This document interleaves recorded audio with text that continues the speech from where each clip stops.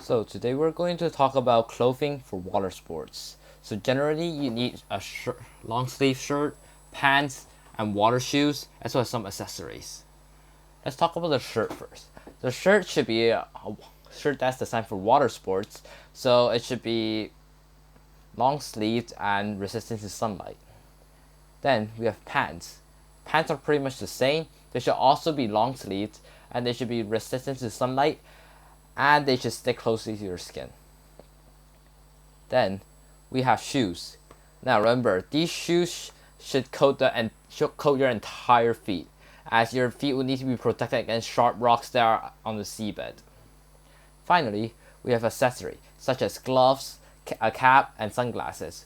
A glove can be used to prevent abrasion on your skin, and a cap and sunglasses can be used to keep out the sun.